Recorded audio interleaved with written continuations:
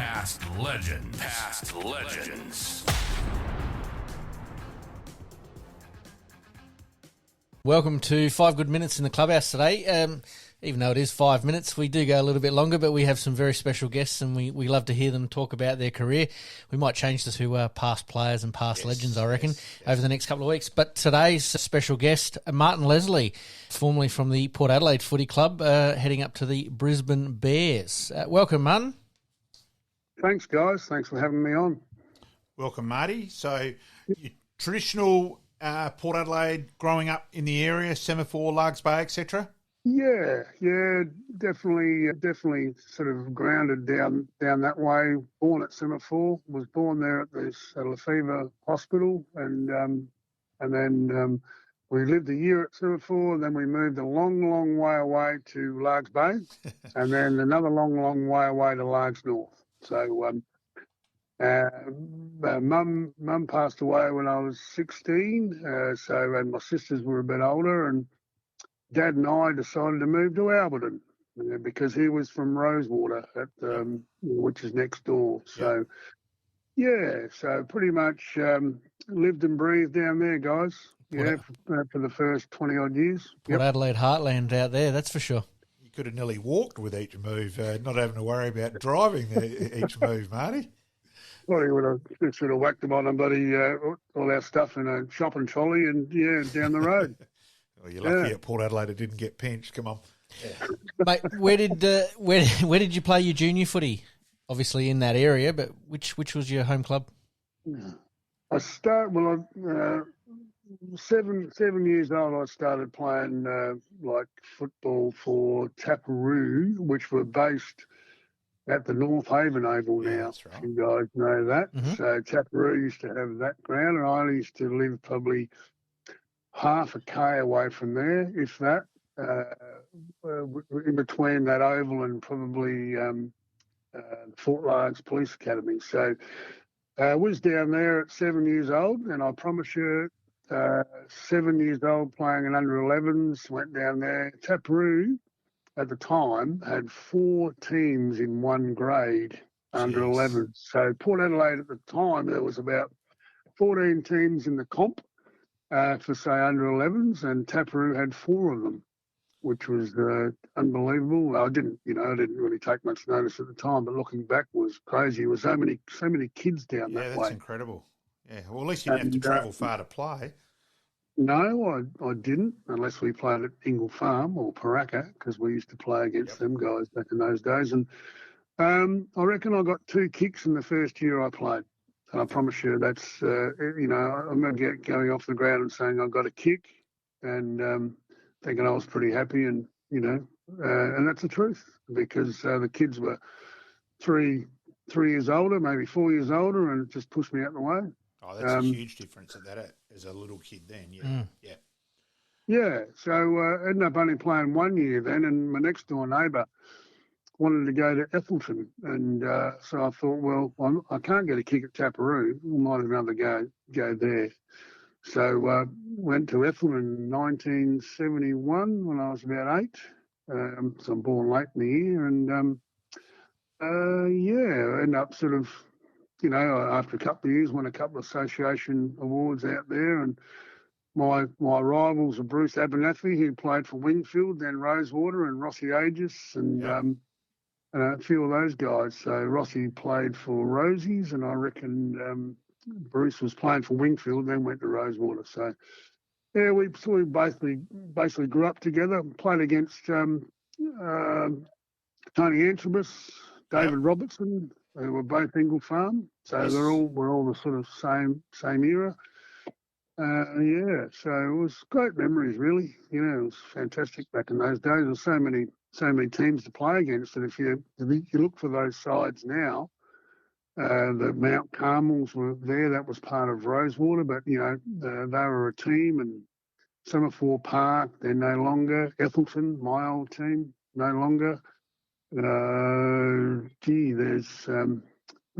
obviously as the demographics change of population, probably about half of those teams are not around anymore, or even more, I'd say. And so from your junior days, progressing obviously to Port Adelaide, 17s, 19s, and then making your league debut in 81. Yeah.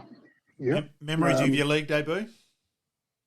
Not great. I was basically taught, if I'm playing backlines, and Dad used to say this to me, like, well, if he doesn't get a kick, son, and you only get one or whatever, you've done your job. So I was a little bit of a stickler to that when I was younger. My first A-grade game was against Westies at Richmond Oval, and being the Butchie, Greg Phillips, being centre half back, Tony Giles on the flank, maybe a Peter Hoffner on the other side, Yep. Ivan Eckerman, Trevor Sorrell, I reckon, was full back then. I stood Dirk de Jong and Dexter Kennedy. You're giving away a bit of height there. Yeah, well, Dexter was pretty cool, mate, because he's a mate of mine because he played with Port Adelaide, and yeah, he looked after me, mate. He was good bloke, Dexter, pretty laid back. Lovely man. So probably only troubled the scoreboard for touches about 6 or 7 times that day, but I just learned a lot from the guys I played with. Especially Greg Phillips. Just watched him because ended up being a centre back myself for a while, but just sort of watched how he read the play. Greg Phillips was a great reader of the play. He could work out that he'd always stand his man, like he'd sometimes be 5 or 10 metres away from his man, and I'm going, how come he keeps on getting the ball all the time? He was a very good reader of the play. Tony Giles was exceptional, sort of hard man, straight at it. Not a lot of skill, but straight through. Ivan Eckerman, very much the same. And obviously playing with Russell Ebert and Brian Cunningham and being coached by John Cale. For the 3 people I've just said, if you want to look to people who, you want to learn off, pretty much just by watching them, watching what they do, was just a great learning experience. Greg I never Phillips. really had to ask a lot of questions, guys. I didn't really have to ask too many questions. What do I do here? I used to just watch people, and the way, say, Russell and Brian, who were Bucky, who were playing at the time, the way they looked after their injuries, the way they did this and that, and the professionalism just off the field in the training track, like having ice and doing the right thing, and then John Cale, the way he coached and how professional they were. So it didn't realise it at the time, but looking back, it was like it was like going to school, like the footy school, really. So yeah, great memories. Some of the absolute greats, like Greg Phillips. Greg Phillips is the best reader of a ball I've seen. He's my best ever centre half back. And look, Bucky Cunningham, totally unique. He's the only player in footy history where he'd kick for goal depending on which foot, on where he was on the ground. No one's ever done that since as a set shot. He was a freak. There's people out there just don't realise he's one of the all-time greats as well. What an apprenticeship. You're dead right. When you played with Bucky, he was he was my teacher at Taparoo High for a couple of years as well. All the girls used to pervert his bum. All the 14-year-old girls. All they do. They didn't learn a thing. They used to pervert his bum. Yeah. So, I didn't really understand that at the time, but they thought it was all right.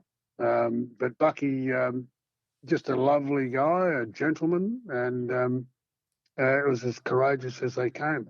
So, it was just again. Say those 3 names, 4: Greg Phillips, John Cale, Bucky Cunningham, Russell Ebert. It's pretty easy to learn off. And I know Malcolm that Norwood had, their John Wynns and Gary McIntoshes, and I don't worry, I respect those guys as well immensely. And so we're all very lucky. Great era of footy. Now, so you played 4 games in 81. 82 established yourself and had a pretty unfortunate end of the year. And let's be honest, I will say as a Nord supporter, Greg Turnbull, 82 second semi, nowadays would have probably got 6 to 8 games. Back then, nothing.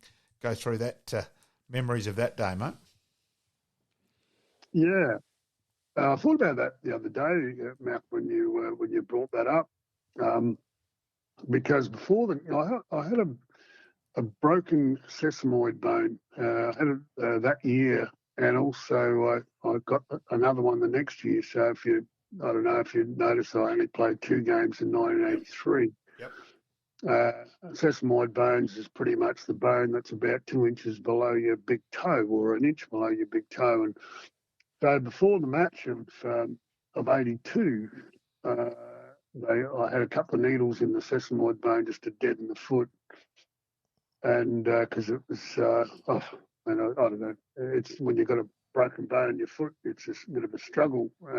I'm not having a whinge here at all. To be honest, I should never have played, but I ended up, remember having the needle in my foot, I couldn't feel it in the first quarter. So when you're actually running and you can't feel your foot, it was ridiculous, to be honest. And I look back and I'm sort of half, in a way, I'm so glad I got knocked out. I'm knocked over by Greg Turnbull just to get me off the field, because I really felt, very ordinary and thinking, hell, what am I doing out here? And so it wasn't the second semi wasn't a great one, because I ended up at 3/4 time. I listened to the end of the game in hospital at Queen Elizabeth, and because Greg caved me cheekbone in. Yes. And so what they did, they actually cut my cheek to try and pull it out, but they couldn't pull my cheekbone out. They end up going up through my mouth and pushing it out from the inside. So, as I said to Malcolm the other day, and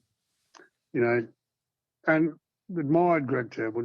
Don't worry, I admire the Warriors, and he was one of those. But he was a bit cheeky the next time he saw me about a year or so later, and he looked up at me, and because he was only 5'10" or whatever Greg was, and he was a bit cheeky, and I've gone, okay. 6 weeks. I think that might be a bit light these days. Yeah. Well, I remember actually watching it on the channel, or whatever it was, the news on a Monday night, and I've just gone, wow, now I've seen it. Yeah, so you remember it, and anyway, that was football those days, and none of us were angels, and I still treat my foes in those days as good people. I treat people the way I'd like to be treated. When it came to football, though, maybe different. We will get onto the famous. We will get onto the famous Victorian one in a minute. Let's go through. Look, 1984. It is one of the all-time great grand finals, but I will be honest. Nord were, and I know Neville was pleasantly surprised when you weren't his opponent that day. Thoughts with that? I get it. Let's stick to your original side. You're the dominant centre half back, etc. But not lining up on Nord's key player when you were their Port's best defender that day. Thoughts there, mate?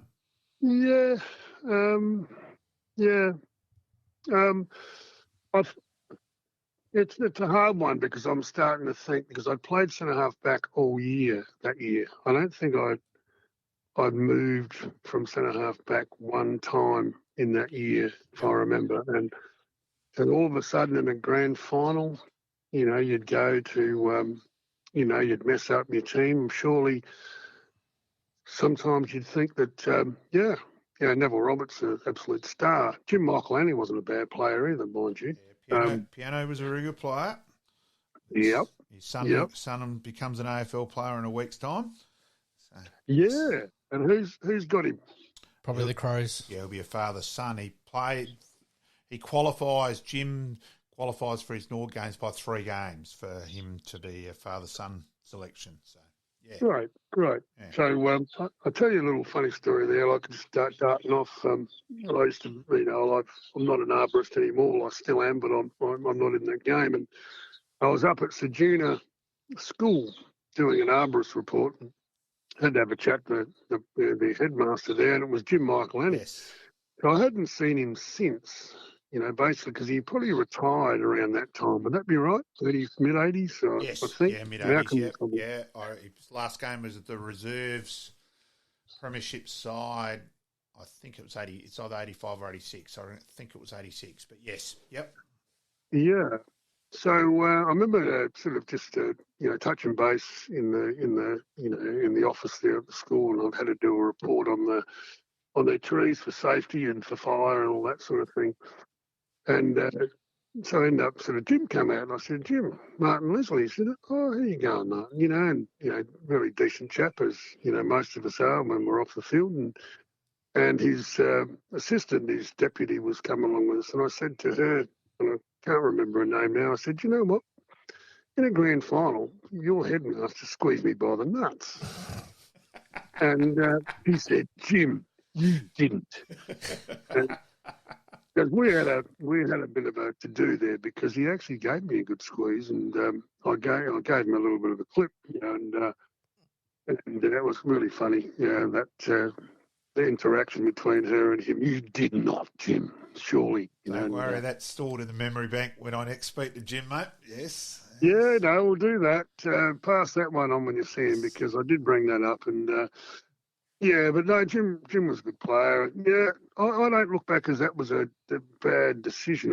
I think what we did probably there in that grand final was, and Maxie James was a great footballer of the 70s. He played his first game of the year of A grade in the grand final. That wasn't fantastic, in my opinion. And we had, I don't know. Benny Harris was our fullback, and he done his ankle in the second semi. Yeah, but one other thing I think that we heard as well, I think that was pretty well done by Barmy. He came out with a little bit of oof and boof, and we retaliated.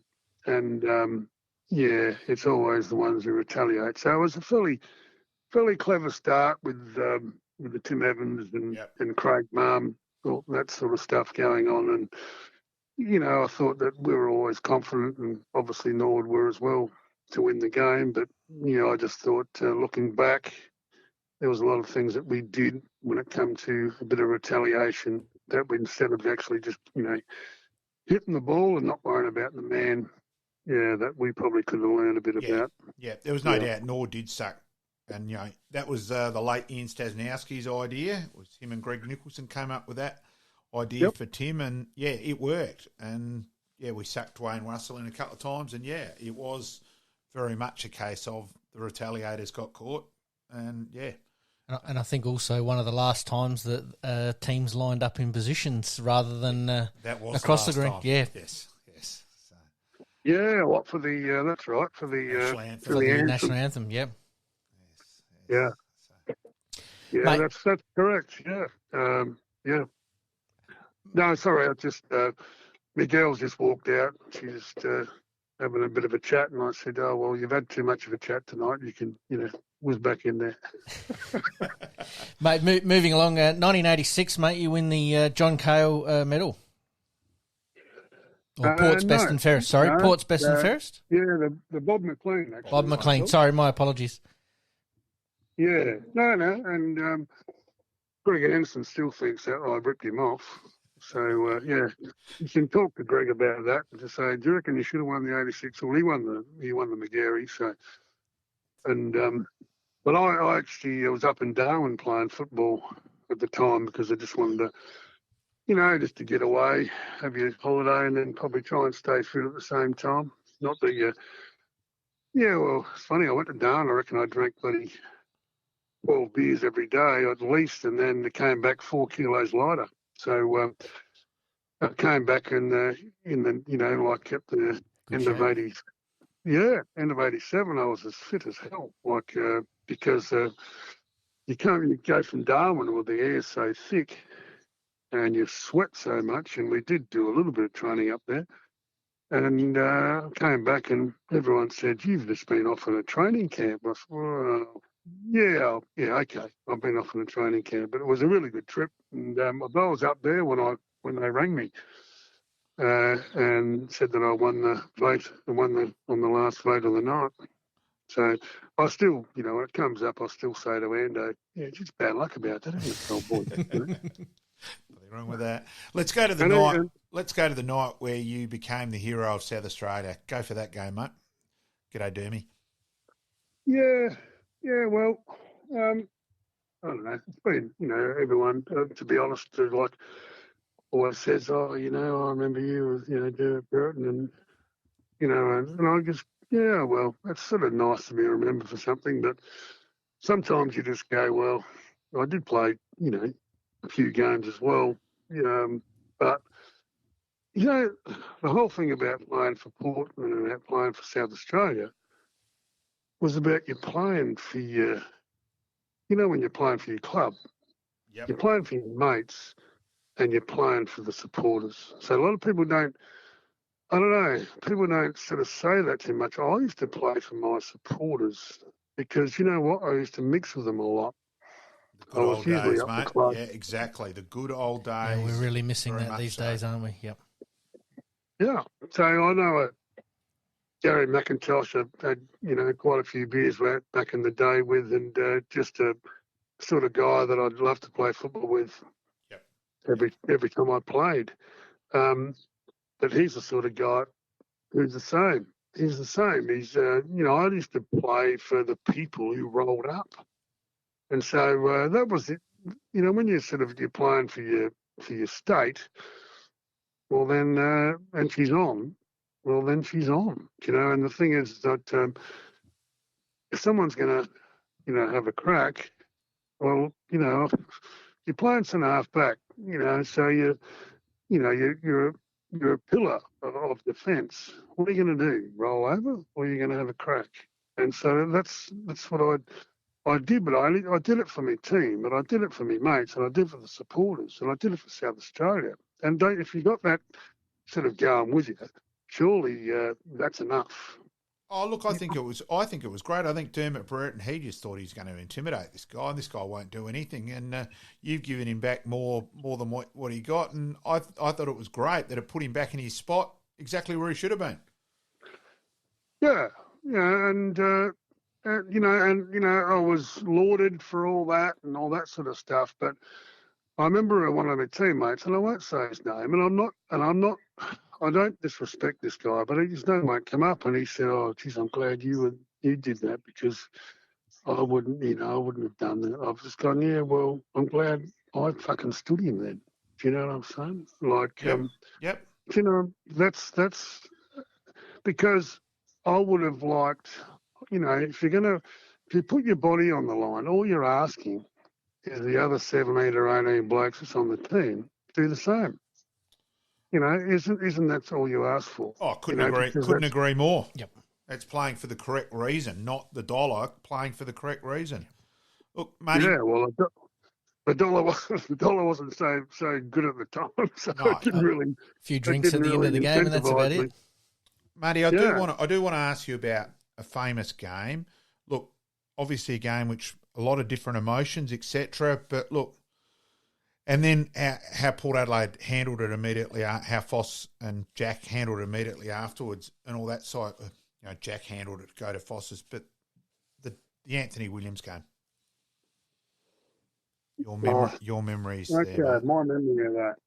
All right, you want my memory of the Anthony Williams game? So Anthony's one of the nicest people I ever met. So what happened back that was in 1988. So back in the early 1980s, late 70s, early 1980s, I grew up and played a lot of junior football with Stephen, especially. And then I played 30 B grade games, 30, 40, I can't remember now, to try and break into that team of the the early 80s at Port Adelaide. It won 3 in a row. And spent a lot of time with Anthony and a lot of time with Stephen. And we used to go up to Murray River and do a lot of skiing together. Anthony was the sort of guy that if you ever had a problem, he said, just give me a call. Not that I, needed to too much, but he was great with working on people's cars and that sort of stuff.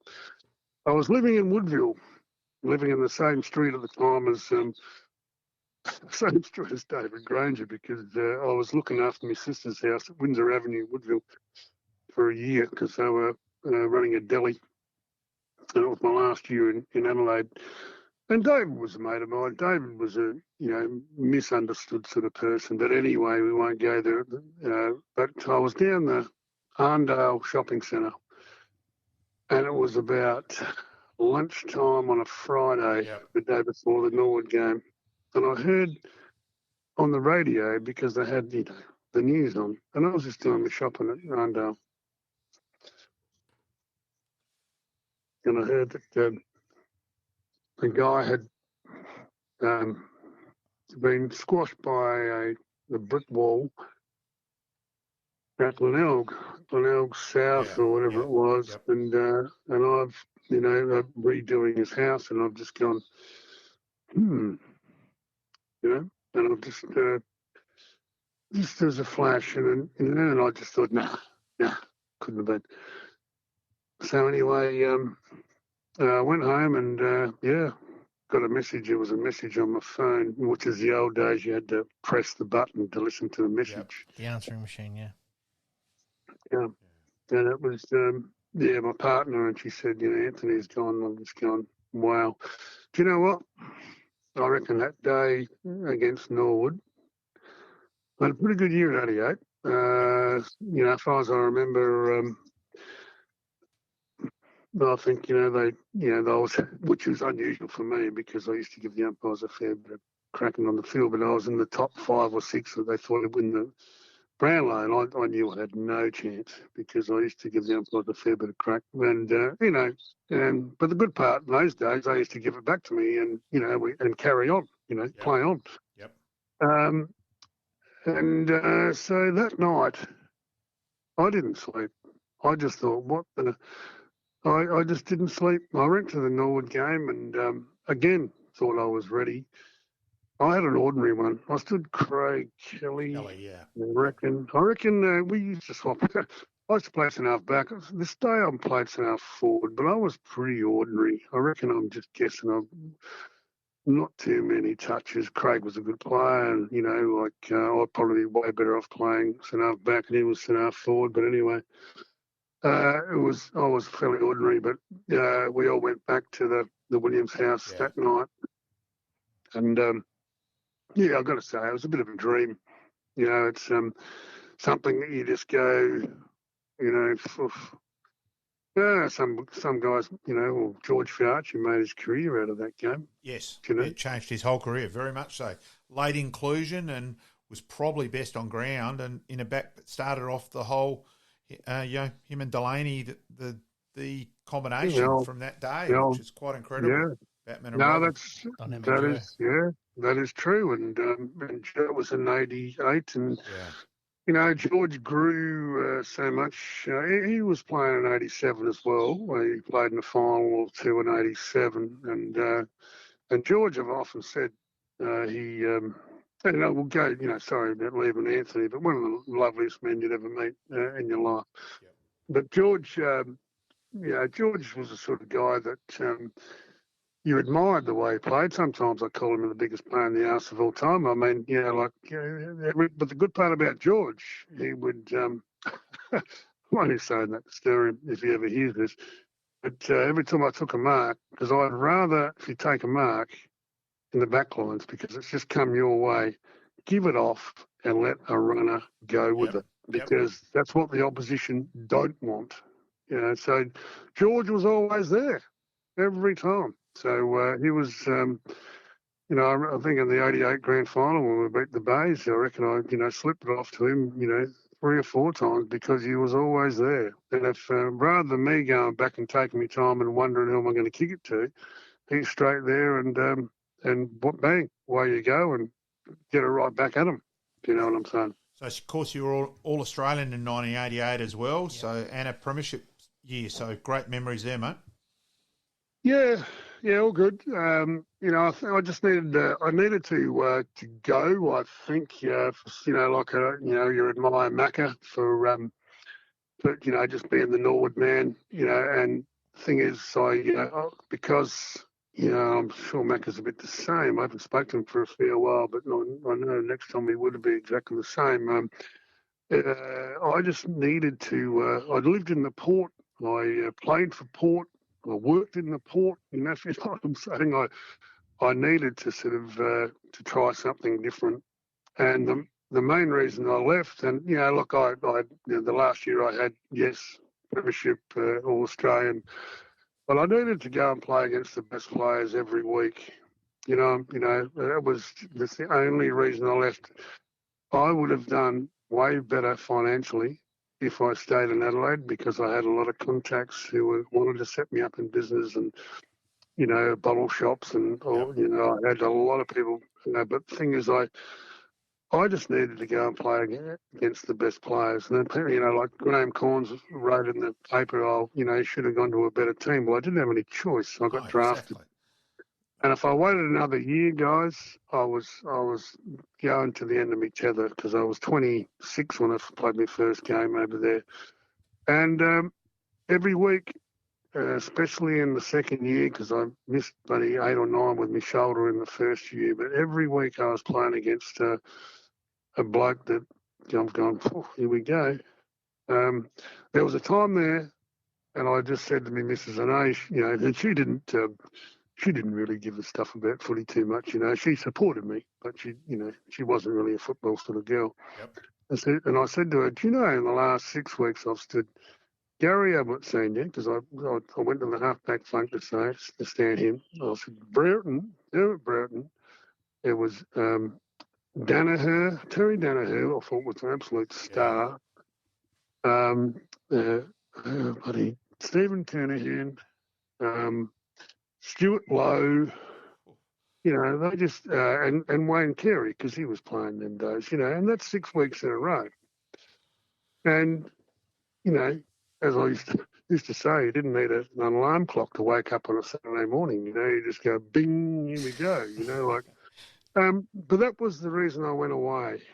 And I know I played for, a lowly side there for a while. But you pick yourself against the best. And that was what I wanted to do. But you know what? Geez, I missed Port Adelaide when I was up there. Yeah.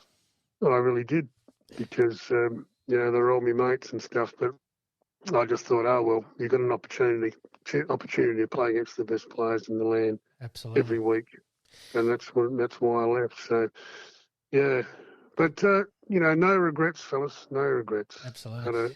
So between 1981 and 88, you play 150 games for Port Adelaide. You captained them in a premiership in 88 with a bit of a star-studded lineup. I'm just looking at the team right now. You move up to Brisbane. You go from a traditional club in Port Adelaide where it's very tight-knit. Everybody's sort of on the same page, to a new venture up into Brisbane with not a lot of history behind it. Just explain what that was like. Couldn't have been any more different. Like, there's so many things I could say about that. Just say that the trainers, even though there was a couple of them that knew their football, but some trainers had no idea. You know when you go to a football club, like, I'm not saying they had no idea how to train, but they had no idea about football, because they had to drag these people in. And, when you're laying on the couch or on the bench getting a massage, and the guys will be telling you. And I had Ted McMahon at Port Adelaide. He was still there in the 40s, when he, Ted McMahon's a legend of Port Adelaide. He was, a trainer in the 40s, and he was still the trainer in the early 80s. And, so the stories those people can tell you, and, about the ghosts in the room and who's around you and that sort of stuff was fantastic. So totally different. Up there, new team, change rooms were ordinary. Sort of a bunch of players. A lot of them are still friends of mine today. Probably only 3 or 4 I stay in touch with, but a lot of guys up there as well who were on there probably the last couple of years of football, and saw an opportunity to make some reasonable sort of money, and maybe didn't put in what you would have liked as a teammate. It's no names there as well, but it was a very different situation. I remember going to a game in 1990, and we still had rodeos next door to Carrara, and as rodeos and unbelievable. Where I'd sort of get to the game, and there was this fairy floss and donuts smell instead of pies and beer. Do you know what I'm saying? It was so different. Ran out the game against Collingwood in 1990. There was 20,000 people there, and I reckon we had 2,500 supporters to their 17.5. Yeah. So it was a lot different, but times changed. When we got to the Gabba up in Brisbane, things were a little bit different. And, then all of a sudden, recruiting was a bit different. We started to get some players such as Chris Scotts and Craig McRae's, Nigel Lappin's, this sort of thing. Where back in the day we basically had 60 on our list, and they used to drag in these kids from country Melbourne. And the poor buggers, there were 7 of them living in a house on the Gold Coast. And they were only making $7,000 a year at the time, and their rent was paid, but they were eating baked beans on toast every day. Wow. How times have changed. Oh, you go back and ask that question. These guys were getting paid nothing and expected to perform.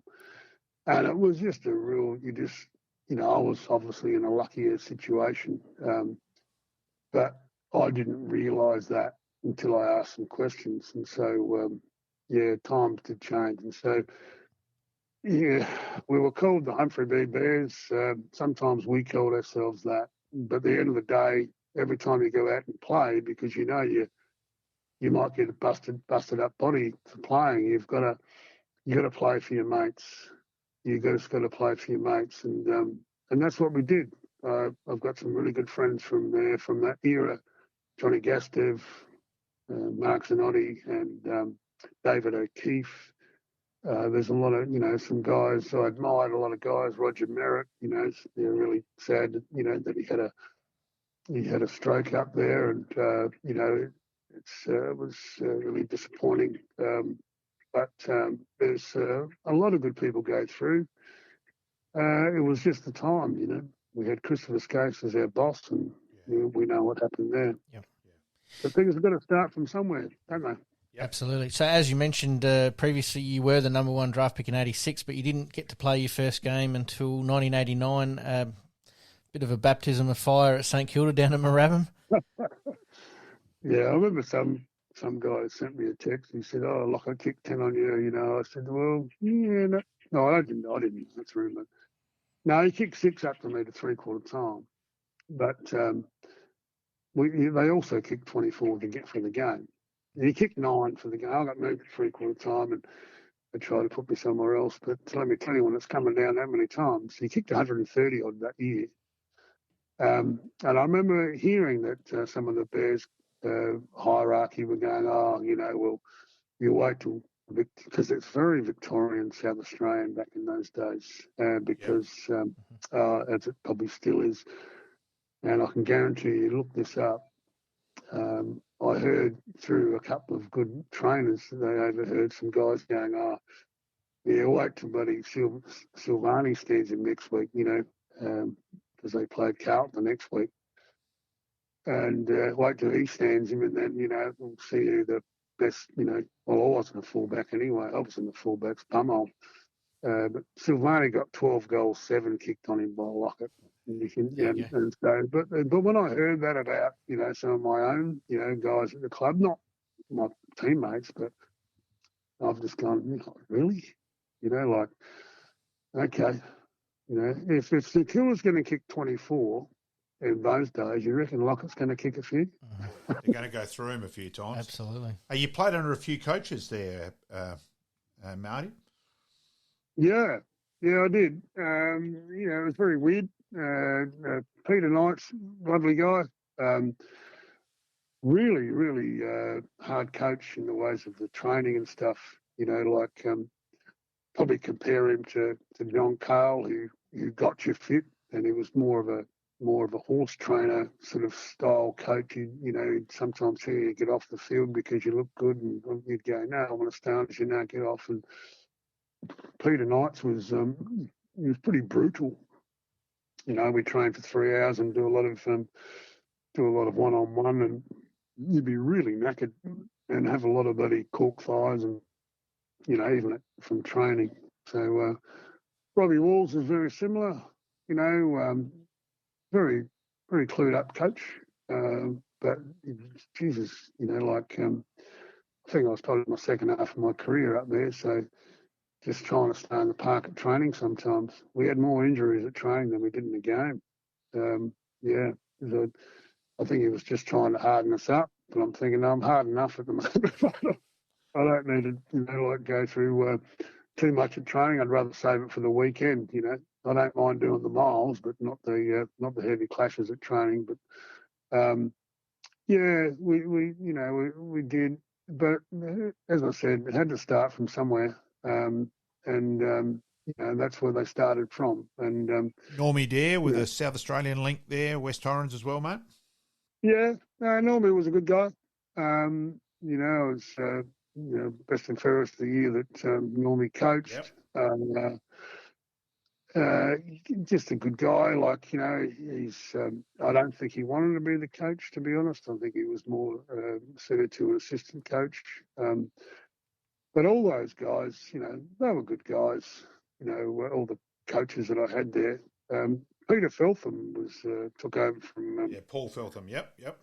Sorry, Paul Feltham took over from Knightsy, and we won 5 out of 7 games. He coached for 7 games. We won 5 of them.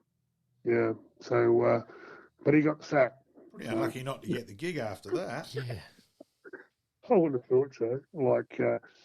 But it was politics in footy, guys. Politics in footy. That's what happens. And I knew he was going to get the sack beforehand because someone told me. They said, "What do you think of him?" And I said, "Well, I don't really know him that well personally, but we just won 5 out of 7 games, and this was a teammate of mine at the time who was a bit older than me.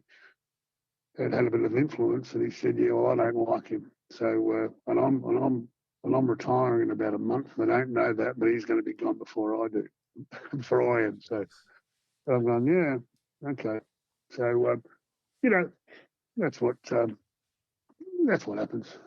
I was there for football, not for the other bullshit. Yep. So, yeah. And mate, in 1990, you win the Brisbane club champion. Yeah. Winning it at 2 different clubs. Just explain how that feels. Yeah, it feels it probably feels like good, when you get it, and like as all of us do, we have our we have our moments where we achieve a few things, and if you want to just hang on to that medal for the rest of your life and just or move on and try and achieve something else, that's the whole thing about it, really. It's it's good, and it's good to look back on.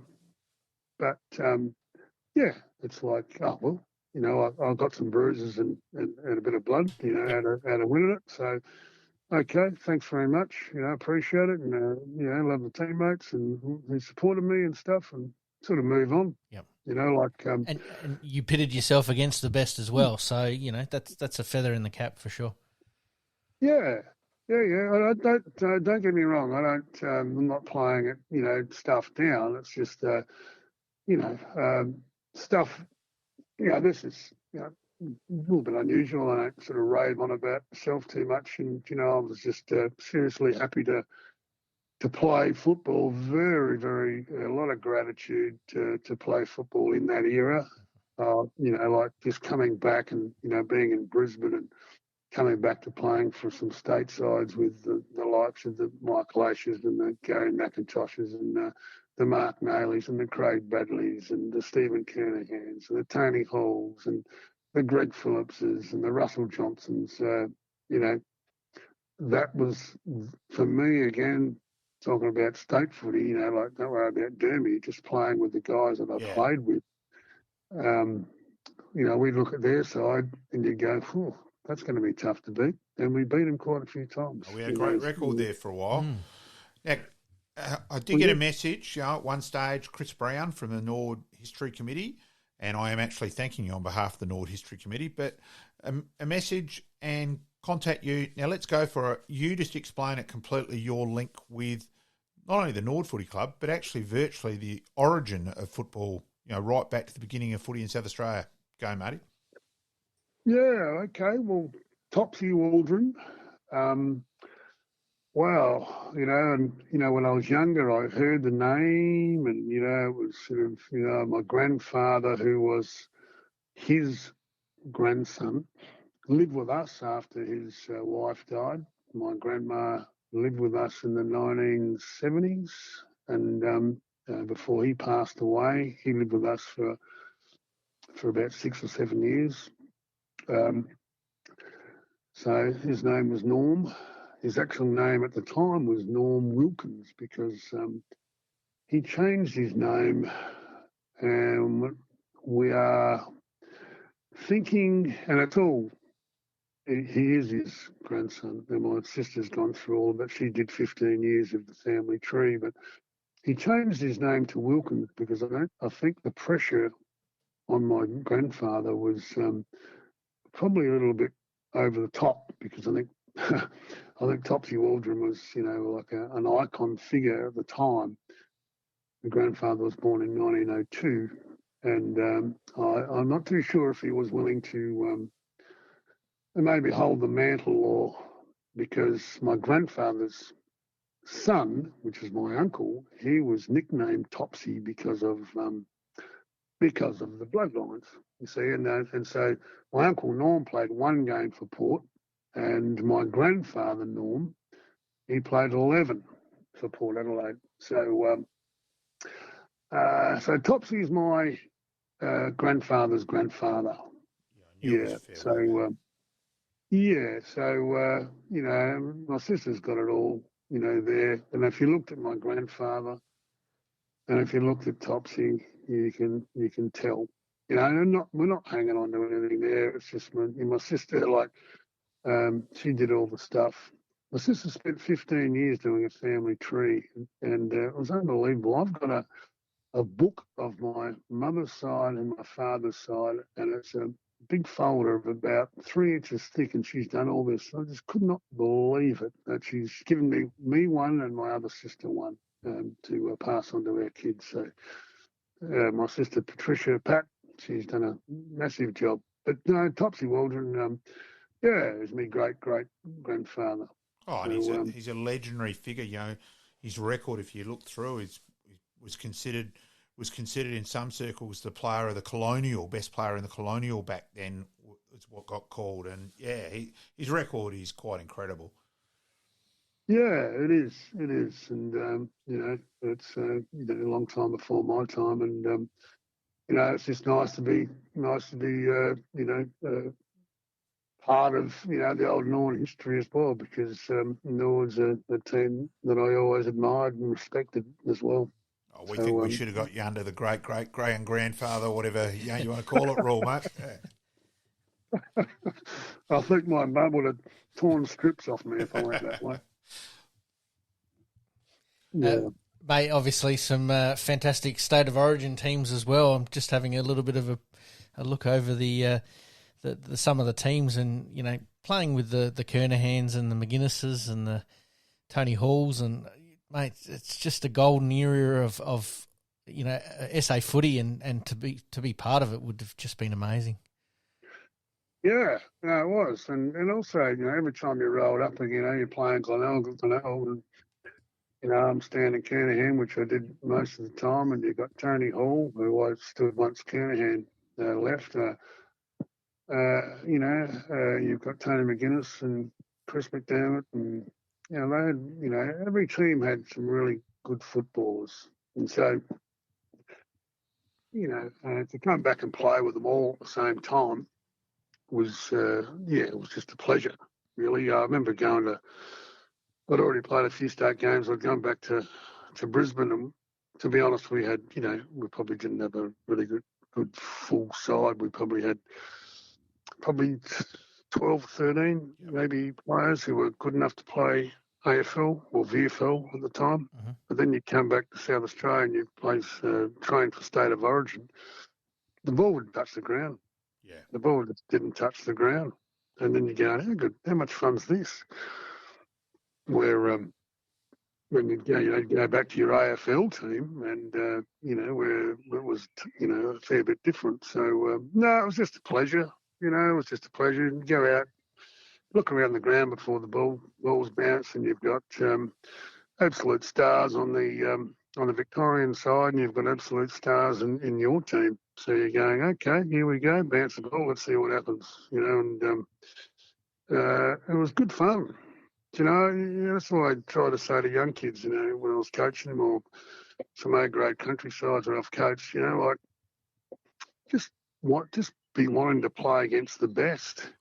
That's the whole thing. It's just like, if you're, I'm really nervous. Oh, great, because if you're not, it means nothing to you. So what have your footy involvements been, or since you've finished up your career, mate? Pretty much country stuff. Mainly when I retired from Brisbane, I was cooked, sort of physically and mentally. Physically, my back was gone, so I had an operation on my back. I only played 4 games in my last year. I had 4 epidurals in my back in the last year I played, just to try and keep me on the park, but that didn't really cut the mustard. So I had 2 prolapse discs, which I had operated on a couple of years after I retired. So I was just away from footy, and I suppose living in Brisbane, it was pretty easy to do. It was just easy to be away. I'd probably pop out to training every now and then, see a couple of teammates, and just bob in and bob out. But I was sort of over it. Yep. I was over it. So I just went to work for Qantas in the cargo area up there in Brisbane. It was normal, just dad. I had a couple of young kids under 5 years old, and just a dad. And I didn't really. I remember a couple of times they got me on the radio, to commentate a couple of games, and I think I maybe made out pretty well, but I wasn't watching much football. I was commentating Hawthorn in the. When was that? Late 90s, when they weren't that flash, and I probably didn't know half the bloody players out there. So I wasn't taking a lot of notice, of footy at the time. And it was a nice break when I came back to South Australia, and I started coaching the Barossa, coached Newry for a couple of years in the Barossa there. And then marriage split up, so I ended up coming over to Port Lincoln to follow my kids and be close to my kids. So I coached a couple of country, up in the Cummins Way, team like Yolanda for a couple of years, and a couple of years at Boston's in Port Lincoln, and then after that, probably 10 years of juniors. Just the 15s and 17s and that sort of stuff. So. So I've sort of, that finished about 2 or 3 years ago, and so I still do a little bit of sprint training and coordination, which I learned from Billy Noonan. I don't know if you know know Billy. Yes. Famous fitness person. Yep. Yeah, I used to do a lot of sprint training with Billy, and he taught me so much in a small amount of time. So I used that because I was, obviously never that fast, but I became adequate through Bill, and so I teach that to young kids, when they need it as well. You do a 1-on-1 or a group of 6 or something like that. But a bit low, pretty low key. Don't need too much to, don't need much headlines. Luckily enough, I had a bit in my time. Had me 15 minutes of fame. Mate, absolute fantastic to hear from you tonight, mate.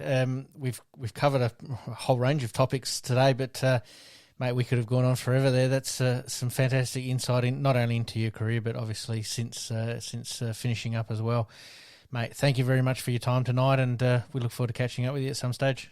Greatly appreciate it, matey. Thanks, Malcolm. Thanks, Peter. No, it's been good. Thanks for having me on. Fantastic. Thanks, mate. Thank you, mate. Cheers, boys. In this crazy world we live in, we all need the distraction. Enjoying the show? Like, rate, and subscribe. Hook up and connect with us on social media at Sportscast SA. We'll see you next time on Game On.